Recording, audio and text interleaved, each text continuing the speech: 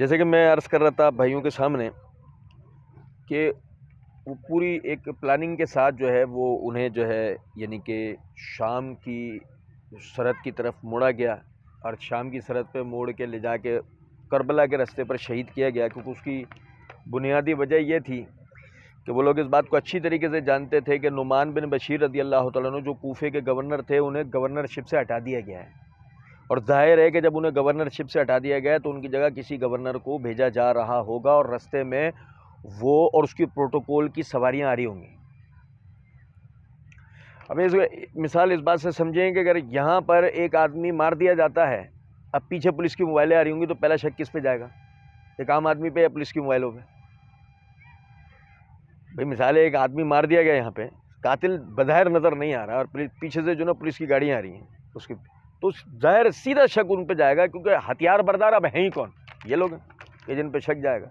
یہی وجہ ہے کہ عبید اللہ بن زیاد اور اس کے ساتھیوں کے اوپر شک گیا کہ جی انہوں نے جو ہے وہ حسین رضی اللہ تعالیٰ عنہ کو شہید کیا، اور پھر ابو مخنف جیسے راویوں نے پوری کہانیاں گھڑی ہیں، وہ جو ہے وہ کیا نام ہے، وہ محاصرے کا معاملہ، اور پھر کھانا پانی بند کر دینا، یہ ساری پھر کہانیاں جو نہیں ابو مخنف جیسے راویوں نے گھڑی ہیں۔ رہ جاتی ہے اس میں ایک بات کہ جی حسین رضی اللہ تعالیٰ عنہ نے قصاص کیوں نہیں لیا؟ میں پھر اندر بھی میں نے یہ بات کہی تھی، میں دوبارہ آپ بھائیوں سے جو نا وہ یہ بات کروں گا کہ تھوڑا سا نا ذہنی طور پر ایک ہمیں جاگنے کی ضرورت ہے، کہ ہم سمجھیں ذرا اس بات کو کہ جی بے نظیر شہید کر دی گئیں، قتل کر دی گئیں، کیا ہم نے ان کے قاتلوں سے بدلہ لے لیا؟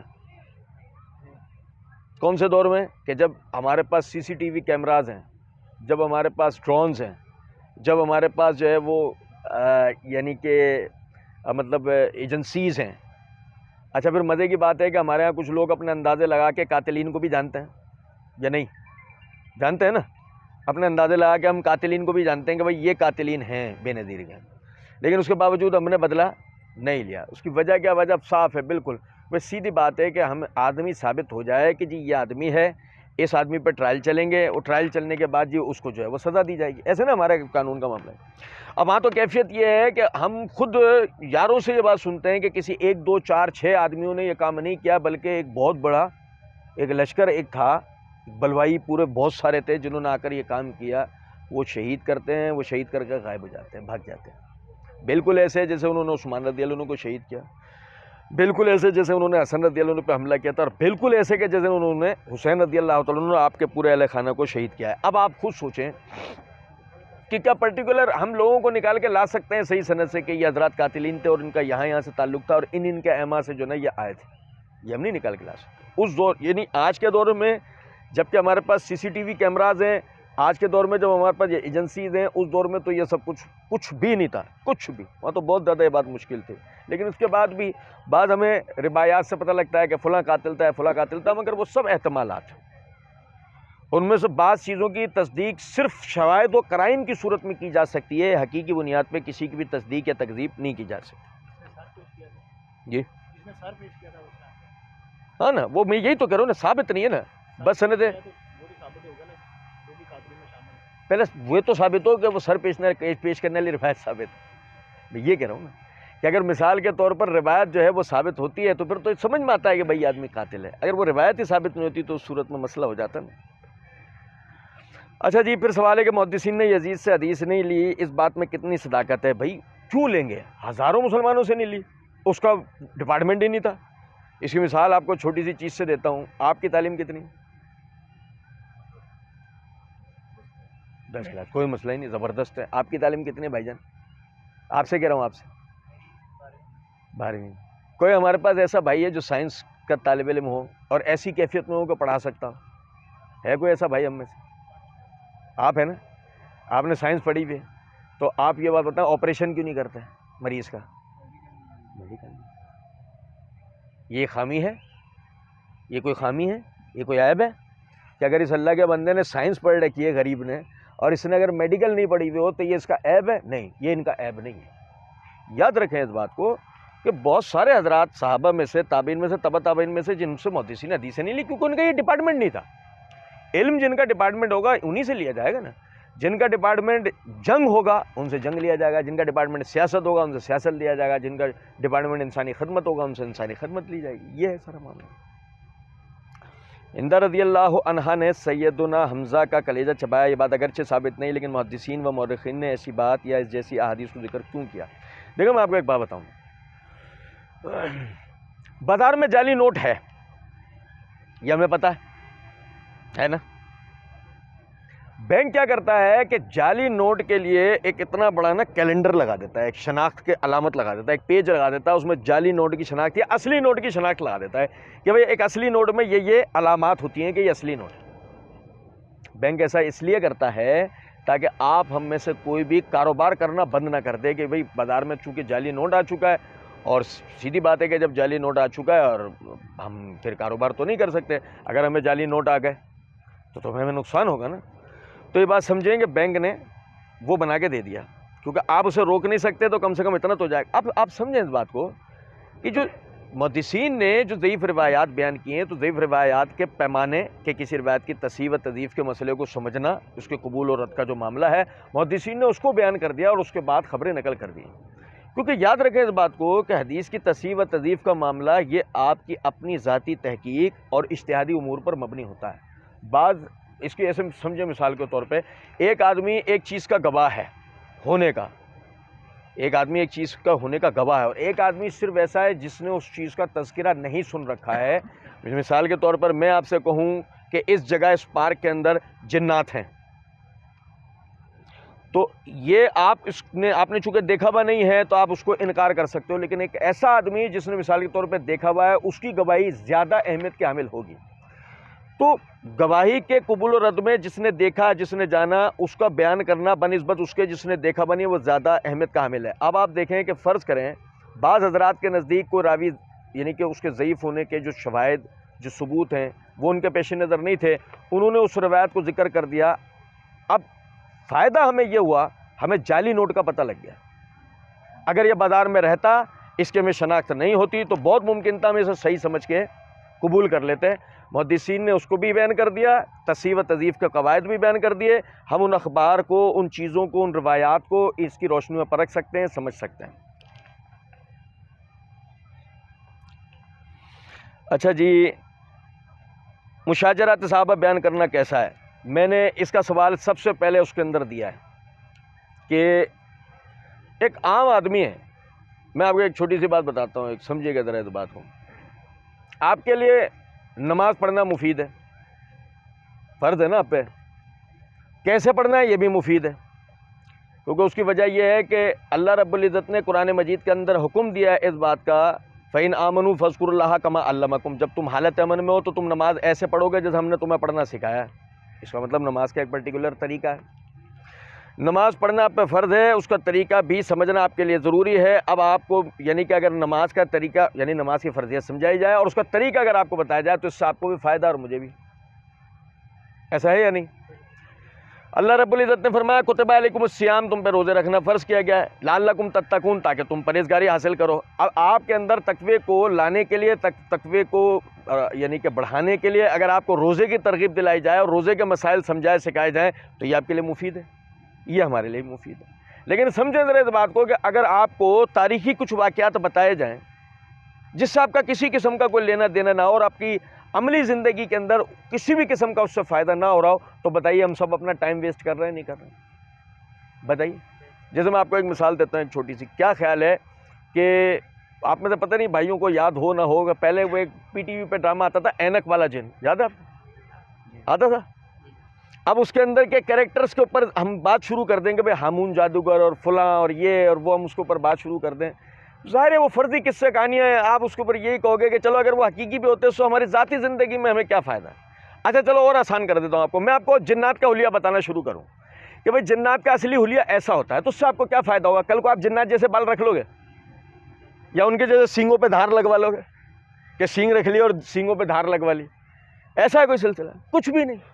تو یاد رکھیں کہ ان چیزوں کا بیان جن کو پڑھنے، سیکھنے، سمجھنے سے انسان کے عقیدے میں ترقی ہو، ایمان میں زیادتی ہو، تقوی میں ترقی ہو، عمل اس کا بڑھے، وہ اپنے دین پہ فخر کرے، اپنے دین کو یعنی رائج کرنے کے لیے، رواج دینے کے لیے کام کرے، تو ایسی چیزوں کا بیان کرنا تاریخی اعتبار سے بھی بہت اچھا ہے۔ جیسے مثال دیتا ہوں آپ کو، آپ جنگ بدر کا ذکر کریں، احد کا ذکر کریں، احزاب کا ذکر کریں تو چلو سمجھ میں بھی آتی ہے بات، لیکن مثال کے طور پر آپ بدر کو، احد کو، سب کچھ چھوڑ کر مثال کے طور پہ ایسی چیزوں کا ذکر کریں کہ جن سے کسی بھی قسم کی کوئی بہادری یا شجاعت یا کسی بھی ایسی چیز کی ترغیب نہیں دلائی جا سکتی، تو بتائیں اس سے کیا فائدہ ہونا ہے؟ تو یاد رکھیں، جو ہم یہ کہتے ہیں کہ بالکل صحیح ہے، آپ پورے دین کو بیان کریں، اس میں مشاجرات ثابت بھی آتے ہیں، لیکن پھر آپ کی پبلک ایسی ہونی چاہیے۔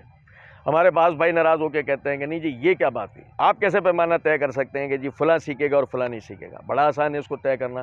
مجھے بتائیں، یہ جو بچہ ہے، یہ جو بیٹھا ہوا ہے، یہ بھائی جو کھڑے ہوئے یہ بتائیں گے، یہ جو بچہ یہاں بیٹھا ہوا ہے، اسے بایولوجی سیکھنی چاہیے؟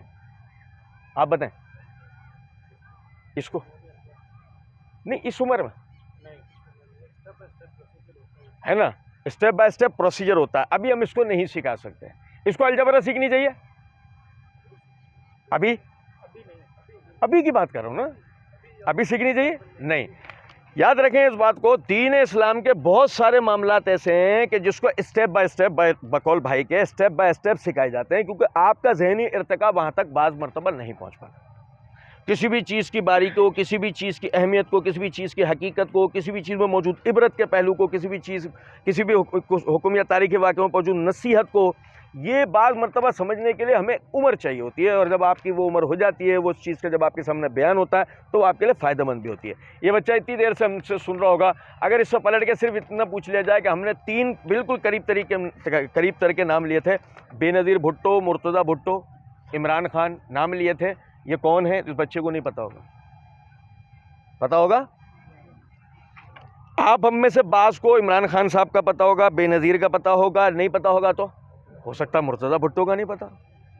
کیا ہے کہ بہت سی معلومات ایسی ہوتی ہیں کہ جو آدمی کی دلچسپی اور بعض مرتبہ اس کی جو عمر ہے نا، اس کے اعتبار سے اس کو سمجھ میں آیا تو بہت اچھا ہوتا ہے۔ اچھا، بھائی نے سوال کیا حضرت علی کی اولاد کتنی ہے اور ان کی اولاد کا ذکر کیوں نہ ہوا؟ دیکھیں، میں آپ کو ایک بات بتاؤں، اس بات کو سمجھیں۔ میں ایک دم سے آپ بھائیوں سے سوال کروں گا آپ کی بیدار مغزی کے لیے، یہ صرف آپ کو ذہنی طور پہ جگانے کے لیے، اس سے مجھے یہ فائدہ ہوگا آپ کتنا سمجھ رہے ہیں، اور اس سے آپ میں بھی اٹینشن رہے گی۔ نبی صلی اللہ علیہ وسلم کے کتنے بیٹے تھے؟ آپ بتائیں۔ ایک، بہترین۔ کتنے بیٹے تھے؟ 2، بہترین۔ اب ایک غور طلب نکتہ ہے کہ 1 اور 2 کیسے ہو گیا؟ چلیں اسے چھوڑیں، کتنے بیٹے تھے؟ 3۔ 1، 2، 3 کیسے ہو گیا 1 منٹ کے اندر؟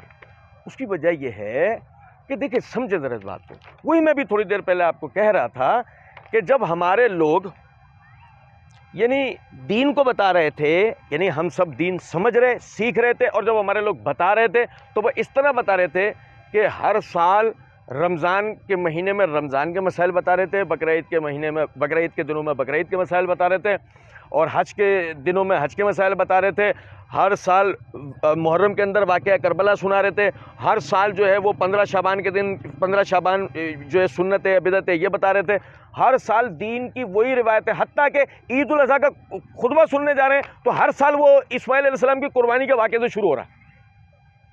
تو اس سے نقصان ہمیں یہ ہو گیا کہ ہمارے پاس جو نا دین، وہ مخصوص جو ہے نا چیزیں وہ ہم تک پہنچ گئیں۔ جیسے مثال دوں آپ کو، نعت پڑھ رہا ہے، میرے نبی سے میرا رشتہ کل بھی تھا اور آج بھی ہے، لیکن رشتہ ہے کیا وہ آج تک نہیں پتا۔ وہ واقعی ہمارے نبی سے ہمارا رشتہ وہ ہمیشہ رہے گا، مرتے دم تک رہے گا، پیدا ہونے سے لے کے مرتے، جب تک مسلمان ہے جب تک رشتہ ہے، مسلمان نہ بھی ہو تب بھی ہے، قبول کریں نہ کریں، لیکن وہ رشتہ ہے کیا یہ کسی کو پتا نہیں ہے۔ اب سوچیں ایسے حالات کے اندر یہ بات کرنا ہے کہ جی جو ہے علی رضی اللہ عنہ کی اولاد کا ذکر کیوں نہیں کیا گیا؟ ہم تو اتنی بدقسمت لوگ ہیں کہ آج تک ہم سے محمد صلی اللہ علیہ وسلم کی اولادوں کا ذکر نہیں کیا گیا، علی تو بہت دور ہے، ہمیں تو یہ نہیں پتا کہ وہ جو مزے کی بات یہ ہے، وہ جو کہتے تھے میرے نبی سے میرا رشتہ، انہوں نے ذکر نہیں کیا، وہ جو کہتے تھے کہ ہم اہل بیت کے ماننے والے، انہوں نے نہیں کیا۔ بھائی اہل بیت میں سب سے پہلے کون ہے؟ محمد رسول اللہ صلی اللہ علیہ وسلم، وہ سب سے پہلے تو وہ ہیں، جب سب سے پہلے وہ ہیں تو سب سے پہلے تو آپ ان کا ذکر کرو نا، ان کی اولادوں کا ذکر کرو، ان کا ہی ذکر نہیں ہے۔ ایسا ہے نا، یہ بدقسمتی ہے ہماری یا نہیں؟ اچھا جی بھائی دیکھیں، نبی صلی اللہ علیہ وسلم کے 3 بیٹے تھے، قاسم، طاہر، عبداللہ۔ آپ کی 4 بیٹیاں تھیں، فاطمہ، رقیہ، زینب، ام کلثوم۔ اب یہ ہماری ذاتی دلچسپی ہے نا، واقعی ہم نے اپنے نبی سے اپنا رشتہ ثابت بھی کرنا ہے نہیں کرنا ہے، نبی کے بارے میں پتہ ہے نہیں پتہ؟ آپ کے 9 چچا تھے، کتنے؟ 9 چچا، 9 میں سے 4 مسلمان ہوئے، ان کی ساری اولاد ہوئی ہے، کتنوں کے نام جانتے ہم؟ بھائی کتنوں کے نام جانتے ہم؟ کسی ایک کا بھی نہیں۔ وجہ ہے اس کی ایک مخصوص پروپیگنڈے میں ہمیں لگایا گیا، ایک شخصیت یا ایک خاندان کی اور آل اولاد کی طرف ہمیں لگا کے نبی کا جو جتنا خانوادہ تھا وہ سب ہم سے فراموش کروا دیا گیا۔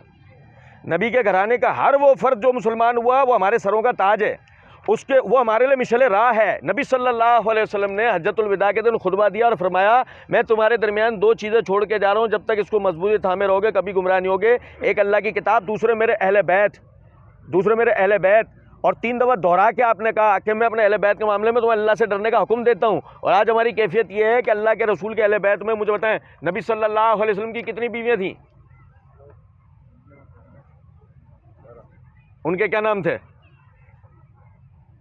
پتہ ہے ان کا حق؟ پتہ ہے ان کا حق؟ دیکھو ان کا، اللہ قرآن میں کہتا ہے النبی اولا بالمؤمنین من انفسہم وازواجہ امہاتہم، نبی مومنین پر ان کی جان سے حق رکھتا ہے، نبی کی بیویاں مومنین کی مائیں ہیں۔ بتاؤ کتنے ناخلف اولادیں ہیں اپنی ماؤں کا نام بھی نہیں جانتے؟ ہے بھائی بات کہ اللہ کہہ رہا ہے پوری امت کی مائیں، وہ ہمیں اپنی ماؤں کا نام تک نہیں پتا۔ اچھا چلو بھائی، چلو ماں کا نام پتہ لگ گیا، یہ ہماری مائیں، ان کی اولادیں نبی کے بیٹے، نبی کی بیٹیاں۔ اچھا بھائی نبی کی بیٹیاں، پھر سنو ذرا بات کو، بھائی نبی کی بیٹی فاطمہ نکاح کس سے ہوا؟ نبی کی بیٹی زینب نکاح کس سے ہوا؟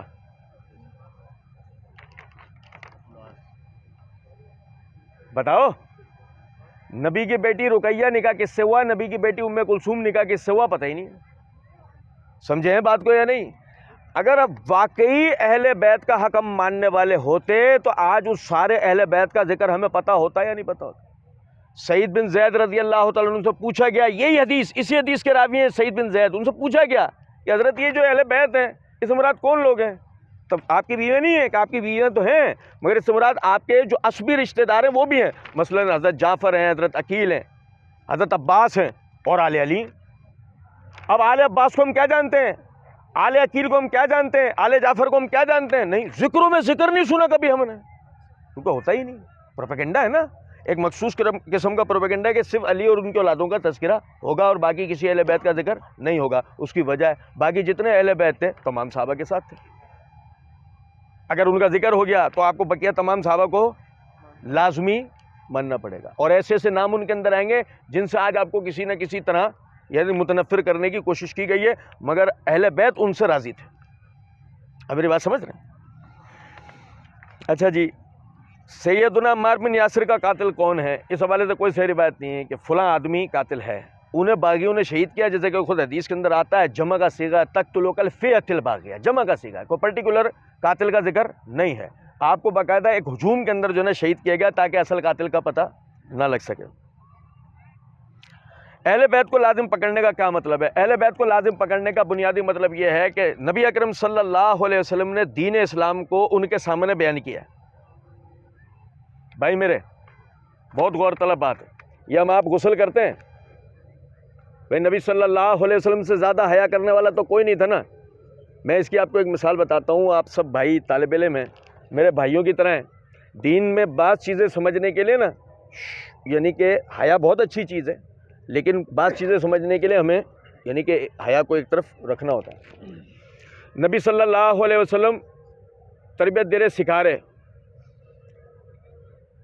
مسئلہ سمجھا رہے پاکی نہ پاکی کا وضو میں، تو اس کے اندر ایک عورت نے آپ سے سوال پوچھا، اللہ کے رسول وہ عورت جس کو استحاضہ کا خون آتا ہے اس کے لیے کیا حکم ہے؟ آپ نے اس سے منہ پھیر لیا، کیونکہ سوال کون کر رہی ہے؟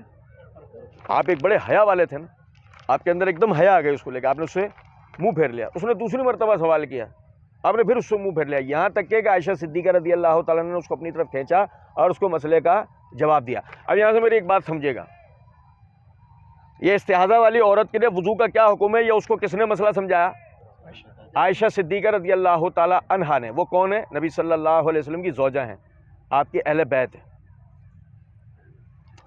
اہل بیت کو ماننے کا صاف مطلب یہ ہے کہ آپ اگر کسی ایک بھی رسول اللہ صلی اللہ علیہ وسلم کے گھرانے کے کسی ایک فرد کا بھی آپ انکار کرو گے، اتنا دین جتنا اس نے روایت کیا ہے آپ کے ہاتھوں سے جاتا رہے گا. سمجھے میری بات یا نہیں؟ یعنی کہ اگر آپ کہیں گے جی میں ان کو مانوں گا اللہ کے رسول کے گھرانے میں لیکن ان کو نہیں مانوں گا، اگر آپ ایسا کریں گے تو اس کا نتیجہ یہ نکلے گا کہ جتنا دین وہ حضرات بیان کر رہے ہیں وہ آپ کے ہاتھوں سے ضائع ہو جائے گا. اس لیے اہل بیت کو ماننے کا بنیادی مطلب یہ ہے کہ رسول اللہ صلی اللہ علیہ وسلم کے ازواج، آپ کی اولادیں، آپ کے داماد اور آپ کے سسرالی رشتہ دار اور آپ کے وہ خاندان والے کہ جو آپ کے اوپر اسلام یعنی مسلمان ہوئے اور انہوں نے آپ کی تائید و نصرت آخری وقت تک کی، ان کے اوپر ایمان لانا، ان کی ایک جیسی تعظیم و تکریم کرنا، سوائے ان لوگوں کے کہ جن کا نام لے کر نبی صلی اللہ علیہ وسلم نے علیحدہ سے فضیلت بتائی ہے. جیسے نبی صلی اللہ علیہ وسلم نے حسن اور حسین رضی اللہ تعالیٰ عنہما کے لیے فرمایا میرے یہ دو بیٹے جنت کے پھول ہیں. کیا فرمایا؟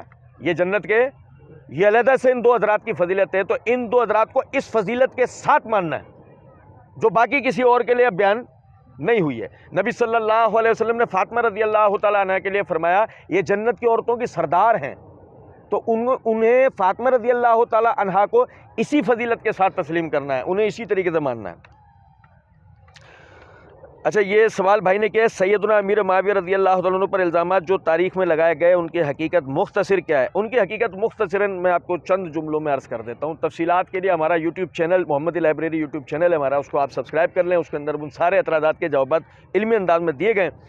مختصراً عرض یہ ہے کہ ایک ایسا آدمی کہ جس سے جتنے اسلام دشمن ممالک تھے نا وہ مکمل طور پہ خائف ہو چکے تھے اور انہیں یہ اندازہ ہو چکا تھا کہ اگر یہ آدمی کسی بھی طرح مسلمانوں کا رول ماڈل رہ گیا نا تو لازمی مسلمانوں نے اس کے طریقے پر عمل کرنے کے بعد ہمارے ساتھ وہی سب کچھ کرنا ہے جو خود اس نے ہمارے ساتھ کیا ہے. آپ اندازہ کریں، بہت فکرات کے ایام تھے وہ جب سیدنا علی اور معاویہ رضی اللہ عنہ کے درمیان اختلاف چل رہا تھا. وہ بڑے فکرات کے ایام تھے. البدایہ والنہایہ کے اندر روایت ہے روم کے بادشاہ نے معاویہ رضی اللہ تعالیٰ عنہ کو خط لکھا اور خط لکھ کے کہا اگر تو کہے کہ تو میں علی کے مقابلے میں تیرے طرف ایک فوجی دستہ بھیج دیتا ہوں، تیرے ساتھ دے گا علی سے لڑنے کے لیے. تو معاویہ رضی اللہ تعالیٰ نے جواب کے اندر خط لکھا اور کہا یہ میرا اور میرے بھائی کا آپسی معاملہ ہے، تو خیر منا، جس دن ہمارے درمیان صلح ہو گئی پہلے تیری طرف ہی رخ کریں گے. یعنی اتنے فکرات والے ایام میں بھی ان کا دماغ کیا چل رہا ہے کہ اسلامی حدود کو آگے پھیلایا جائے، اس میں بڑھایا جائے. سمجھ رہے ہیں بات کیوں نہیں؟ اب ظاہر ہے کہ اگر ایسے آدمی کو بعد کے مسلمان اپنا کسی طرح آئیڈیل بنا لے، جیسے بعد کے مسلمانوں کو ارطغرل ڈرامہ دکھانا تھا کہ بس وہ یہی سمجھیں گے یار ایک قبائلی لڑائی تھی، اس قبائلی لڑائی میں لڑتے انہوں نے وہ خلافت عثمانی بنایا تھا، اور کسی کا دماغ میں نہیں جائے کہ یہ ان کو آئیڈیا آیا بھی کہاں سے تھا. ان کو آئیڈیا بنو عباس سے آیا تھا، بنو عباس کو بنو امیہ سے آیا تھا، بنو امیہ کو نبی اکرم صلی اللہ علیہ وسلم سے آیا تھا. یہ بات کسی طرح پیچھے نہ چلی جائے، تو اس لیے پیچھے جائے گی تو نتیجہ یہ نکلے گا یہ قبائلی لڑائی نہیں رہے گی، یہ رہ جائے گی اسلام اور کفر کی لڑائی. اس لیے ان کے لیے اتنا بڑا پروپیگنڈا کریٹ کیا گیا کہ کسی بھی طرح بھی وہ مسلمانوں کے آئیڈیل ثابت نہ ہوں. اچھا جی، خال المومنین کا لقب کسی اور کو کیوں نہیں ملا؟ اس کی بڑی آسان سی بات ہے سمجھنے کے لیے. کسی اور پر اس طرح کے الزامات لگے، اگر کسی اور کے اوپر اس طرح کے، جیسے مثال دیتا ہوں آپ کو، تمام اہل سنہ جو ہے نا وہ علی بن ابی طالب رضی اللہ تعالیٰ عنہ کے نام کے ساتھ لگاتے ہیں کرم اللہ وجہہ. کیوں کہ خوارج نے نا نعوذ باللہ آپ کے لیے یہ کہنا شروع کیا قبح اللہ وجہہ، نعوذ باللہ اللہ آپ کے چہرے کو بگاڑ دے، اللہ آپ کے چہرے کو تباہ کر دے، نعوذ باللہ. تو تمام اہل سنت نے ہمیشہ علی رضی اللہ عنہ کے نام کے ساتھ لگایا کرم اللہ وجہہ، اللہ ہمیشہ آپ کے چہرے کو عزت دے. سمجھ رہے ہیں بات کو نہیں؟ تو سمجھیں کہ چونکہ یہ حضرت علی کے لیے اس طرح کی بات کی گئی تو ہم نے یہ کہا حضرت علی کے لیے، اور چونکہ معاویہ رضی اللہ تعالیٰ عنہ کے لیے اس طرح کی بدتمیزیاں اور بد اخلاقی والے معاملات کیے گئے کہ خدا نہ خواستہ انہوں نے اہل بیت کے حق تلفی کی اور یہ کیا وہ کیا، تو باقاعدہ یعنی کہ ان کے لیے خال المومنین کا لقب استعمال کیا کہ وہ تو ان کا تو اہل بیت سے اتنا گہرا تعلق ہے کہ وہ تو مومنین کے مسلمانوں کے ماموں ہیں بھائی. اور کچھ سمجھ رہے ہیں بات کو نہیں؟ تو یہ ان کے لیے خاص نہیں ہے، بس صرف لقب اس لیے ان کے ساتھ استعمال ہوتا ہے کہ ان کے خلاف پروپیگنڈا بہت ہے. آج کے نوجوان صحابہ کرام بارے تشکیک پھیلانے والوں کے جال سے کیسے بچے؟ بڑا آسان ہے.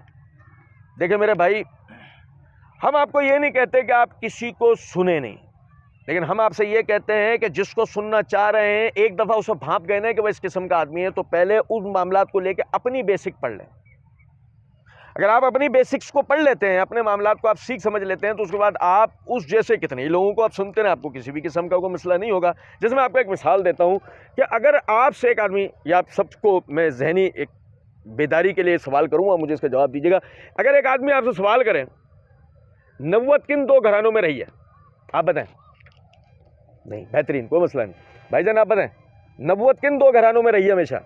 ٹھیک ہے، کوئی مسئلہ نہیں، آپ بتائیں۔ نہیں، چلیں اب میں آپ کو بتاؤں ایک بات نا، بھائی آپ بتائیں۔ اور جی بہترین، یہ بھائی نے بڑا بالکل صحیح جواب دیا ہے۔ نبوت ابراہیم علیہ السلام کے بعد 2 خاندانوں میں رہی ہے، ایک حضرت اسماعیل اور دوسرے حضرت اسحاق۔ اب مثال کے طور پہ ایک بندہ آپ کے سامنے کھڑا ہو کر یہ کہے یہ محمد صلی اللہ علیہ وسلم کا نسب جو ہے وہ کس سے جا کے ملتا ہے؟ اسماعیل سے، اسحاق سے، اور آپ جواب نہ دے پائیں تو رسول اللہ صلی اللہ علیہ وسلم کی رسالت ثابت کر پائیں گے؟ بتائیے، میں صحیح بتا رہا ہوں آپ کو۔ آنے والا دور الہاد کا دور ہے، آنے والے دور میں یہ ابحاث ختم ہونے والی ہیں کہ جی رسول نور تھے یا بشر تھے۔ آنے والے دور کے اندر یہ بحثیں شروع ہونے والی ہیں کہ رسول بھی تھے یا نہیں تھے۔ اس لیے سمجھیں ذرا اس بات کو کہ اگر آج ہم اپنے دین کو اس کی باریکیوں سے سیکھیں گے، سمجھیں گے، اس کو پڑھیں گے، علماء سے رجوع کریں گے، جن چیزوں کو آج ہم نہیں جانتے وہ علماء سے سیکھیں گے، تو کل جب وہ الہاد کا فتنہ ہمارے سر پہ کھڑا ہوگا تو ہم کانفیڈنس کے ساتھ اس کو جواب دے سکتے ہوں گے اور اس سے اپنے اور اپنی نسلوں کو بچا سکتے ہوں گے۔ اس کی مثال ہمارے یہاں تو عموماً کیا ہوتا ہے، ہم نے نا طالب علم ہونے کا مطلب پتہ نہیں کیا سمجھ رکھا ہے۔ ہم نے طالب علم ہونے کا مطلب سمجھ رکھا ہے کہ کوئی انتہائی غرور اور تکبر سے بھری ہوئی ایک ایسی عجیب و غریب خلائی مخلوق کے جس کا کوئی انسان مقابلہ کر سکتا نہیں ہے۔ ہم نے سوال کرنا یا کسی سے بیٹھ کر سیکھنے کو اپنے لیے اتنا شرمندگی کا باعث بنا لیا ہے کہ بھئی اپنے اساتذہ سے یا علماء کرام سے ہم کسی بھی چیز کو سیکھنا سمجھنا کوئی ایسا سمجھتے ہیں کسر شان سمجھتے ہیں اپنی، جبکہ ایسا نہیں ہونا چاہیے۔ آپ اس بات کو سمجھیں۔ ہماری طبیعت خراب ہوئی، یہ بھائی کھڑے ہیں بتائیں گے آپ کو۔ بھائی جان پیٹ میں درد کے لیے عام طور پہ کیا گولی کھا لی جاتی ہے؟ اچھا آپ بتائیں بھائی، جب پیٹ خراب ہوتا ہے عموماً ہم کون سی گولی کھا لیتے ہیں؟ نہیں گولی فلیجل عام طور پہ کھا لیتے نہیں کھا لیتے ہیں بھائی گئے میڈیکل پہ لاؤ بھائی ایک فلیجل دے دو، اب پتہ لگا جی 3 دن سے فلیجل کھا رہے ہیں، درد بڑھ رہا ہے، کم نہیں ہو رہا۔ بھائی گئے ڈاکٹر کے پاس، گلی محلے والے ڈاکٹر کلینک کے پاس گئے، اس سے جا کے بولا ڈاکٹر صاحب جو ہے وہ دوا دے دیجئے، طبیعت صحیح نہیں ہو رہی، کیا ہو گیا؟ پیٹ میں درد ہو رہا ہے۔ ڈاکٹر صاحب نے چیک کرا، ایک اندازہ لگایا، ڈاکٹر صاحب نے اس کو دوا لکھ کر دے دی، گیا اس دوا کا استعمال کیا، 3 دن تک استعمال کرتا رہا، فائدہ نہیں ہوا، پھانسی کا پھندا لٹکا رہا ہے پنکھے کے اوپر۔ بھائی کیا کر رہا ہے یہ؟ خودکشی کر رہا ہوں۔ کیوں؟ میری بیماری کا میڈیکل سائنس میں علاج ہی نہیں ہے۔ ایسا کرتے ہیں؟ کیا کرتے ہیں؟ ڈاکٹر بدلتے ہیں، ایک سے دوسرے کے پاس جاتے ہیں، دوسرے تیسرے کے پاس جاتے ہیں، چوتھے کے پاس، بعض مرتبہ ایک شہر میں علاج نہیں ہو رہا تھا دوسرے شہر میں جاتے ہیں، ایک صوبے میں علاج نہیں ہو رہا تھا دوسرے صوبے میں جاتے ہیں، اس ملک میں جس میں رہ رہے ہیں اس میں علاج نہیں ہو رہا تھا دوسرے ملک میں جاتے ہیں۔ جان بچانے کے لیے ہم اپنی ایک ملک سے دوسرے ملک جا سکتے ہیں، ایمان بچانے کے لیے نہیں جا سکتے ہیں۔ اس لیے یہ جو تشکیکات والے جو معاملات جو سوشل میڈیا سے ہمارے سامنے آتے ہیں، اس کو سیکھنے سمجھنے کے لیے باقاعدہ اول تو الحمدللہ اس حوالے سے کام ہوا ہے، لیکن بالفرض آپ اگر ایسے چینلز تک آپ نہیں پہنچ پائیں کہ جہاں پر یعنی کہ ان جیسی تشکیکات کے جوابات دیے گئے ہیں، تو کم از کم اپنے آپ کو فی الحال ان چیزوں سے روک دیں اور باقاعدہ یعنی کہ دین کا مطالعہ شروع کریں، علماء کرام کی صحبت میں بیٹھنا شروع کریں، ان سے سوالات کر کے سیکھنا شروع کریں۔